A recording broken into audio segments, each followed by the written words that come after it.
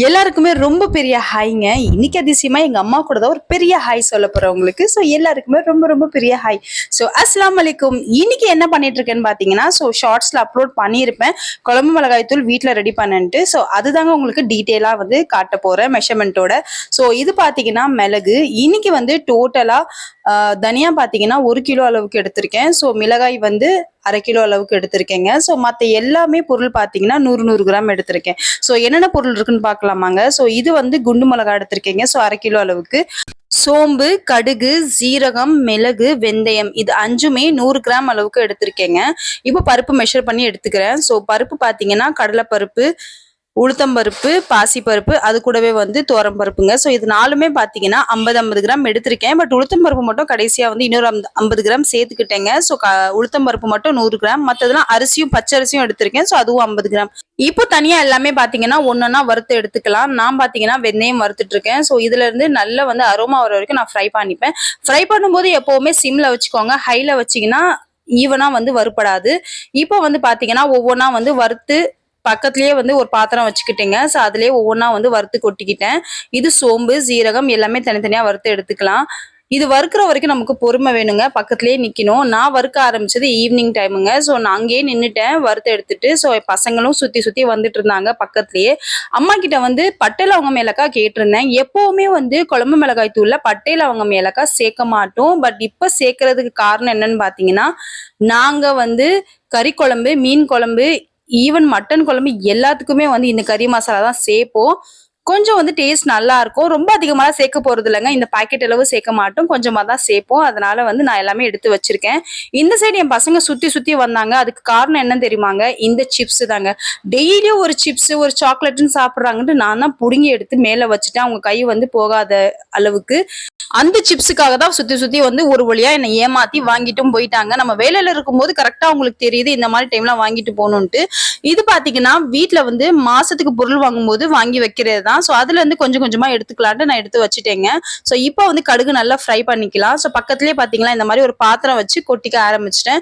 So நல்லா வந்து fry ஆகணும்.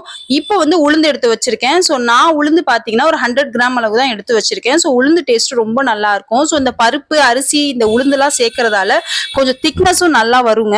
இந்த சைடு நான் ஃப்ரை பண்ணிக்கிட்டே அம்மா வந்து டீ செஞ்சுக்கிட்டு இருந்தாங்க. எப்பவுமே கிச்சன்ல நான் வேலை செய்யும்போது அம்மா கூட பேசிட்டே வேலை செய்யறது வழக்கம் எனக்கு. ஸோ அதனால எப்பவுமே நான் பக்கத்துல அம்மாவை ஏதாச்சும் ஒரு காரணம் சொல்லி கூப்பிட்டுக்கிட்டே இருப்பேன். இந்த சைடு பாத்தீங்களா எல்லாமே ஃப்ரை பண்ணி மிக்ஸ் பண்ணிட்டு இருக்கேன். இந்த மாதிரி மசாலா நீங்க செஞ்சு வைக்கும்போது எல்லா குழம்புக்கும் ரொம்ப சூப்பரா இருக்கும். நீங்க எதுலயுமே சேர்க்கலாங்க. ரொம்ப எம்மியா இருக்கும். நான் வீட்டுல பாத்தீங்கன்னா நிறைய மசாலாஸ் எல்லாமே அரைச்சு வச்சுப்பேங்க. ஸோ இப்ப தனியாவும் பாத்தீங்கன்னா ஃப்ரை பண்ணி நான் வந்து சேர்த்துக்கிறேன். தனியா ஃப்ரை பண்ணும்போது செம்ம வாசமா இருக்கும். வீட்டுல வந்து என்னென்ன மசாலாலாம் அரைச்சு வைக்கலாம்னு பாத்தீங்கன்னா, நான் வந்து குழம்பு மிளகாத்தூள் அரைச்சு வைப்பேன். சாம்பார் மிளகாய் தூள் தனியாவே அரைச்சு வைப்பேன். அதுக்கப்புறம் பாத்தீங்கன்னா இட்லி மிளகாய் தூள், அது கூடவே வந்து நம்ம வந்து சத்து மாவுங்க. ஸோ இது எல்லாமே நம்ம வந்து பசங்களுக்கு வீட்டுல ஹெல்த்தியாவே அரைச்சு வந்து கொடுக்கும்போது ரொம்ப ஹெல்த்தியா இருக்கும். ரெண்டாவது வந்து குழம்பும் ரொம்ப டேஸ்டியா இருக்குங்க. ஸோ எக்ஸ்பைரி டேட்லாம் நம்ம செக் பண்ணணும்னு அவசியமே இல்லை நம்ம வீட்டுல செய்யும்போது. இப்போ எல்லாமே ஃப்ரை பண்ணி எடுத்தாச்சுங்க. ஸோ இப்போ பாத்தீங்கன்னா விரலி மஞ்சள் சேர்த்துக்கிறேன். விரலி மஞ்சள் ஒரு 50 கிராம் அளவு சேர்த்திருக்கேன். ஸோ இது கூடவே பட்டை லவங்கம் ஏலக்காய் வந்து 10 கிராம் அளவுக்கு எடுத்திருக்கேன். ஸோ நான் வந்து இந்த டேஸ்ட் பிடிக்கும் அதனால எடுத்திருக்கேன். சில பேருக்கு டேஸ்ட் பிடிக்காது. அப்போ நீங்க ஸ்கிப் பண்ணிக்கலாம். இல்லைன்னா ரொம்ப கம்மியா ஒரு 5 கிராம் சேர்த்துக்கலாம். ஸோ எல்லாத்தையுமே வந்து சேர்த்துட்டு இப்போ வந்து மிளகா வந்து ஃப்ரை பண்ணி சேர்த்துக்கிறேங்க. உங்க வீட்டுல வெயில் இருந்ததுன்னா, நல்ல மொட்டை மாடி இருந்ததுன்னா நல்ல வெயில காய வைக்கலாம். எங்க வீட்டுல வந்து வெயில் பாக்குறதும் கஷ்டம், மொட்டை மாடிக்கு போறதும் கஷ்டம். ஸோ அதனால வந்து நான் நல்லா ஃப்ரை பண்ணி சேர்த்துட்டு மூடி போட்டு வச்சுட்டேங்க. ஸோ கிச்சன் எல்லாமே வந்து கிளீன் பண்ணியாச்சு, பெருக்கி சுத்தப்படுத்தியாச்சு. அடுத்த நாள் தான் வந்து எடுத்துட்டு போறேன் கடைக்கு அரைக்கிறதுக்காக. ஸோ அடுத்த நாள் காலையில பாத்தீங்கன்னா ஃப்ரெஷ்ஷா கருவேப்பிலை வாங்கிட்டு வந்துட்டு அதையும் லைட்டா ஃப்ரை பண்ணி சேர்த்துக்கிட்டேங்க. இந்த மசாலா எல்லாமே ஒரு அரிசி பையில போட்டு கட்டி எடுத்துட்டு போறேன் அரைக்கிறதுக்காக. நீங்க இதுல வந்து பெருங்காயமும் சேர்க்கணும். கட்டி பெருங்காயமா இருந்தா பிஃபோர் அரைக்கிறதுக்கு முன்னாடி சேர்த்துக்கோங்க. நான் வந்து பவுடரா தான் சேர்க்க போறேன். ஸோ அதனால வந்து அப்புறமே சேர்த்துக்கலான்ட்டு நான் இதுல சேர்க்கலைங்க. ஸோ நான் வந்து மிஷினுக்கு கிளம்பியாச்சு. ஸோ அவரும் பாத்தீங்கன்னா ஒரு 3-4 தடவை போட்டு சூப்பரா மைய அரைச்சு கொடுத்துட்டாரு.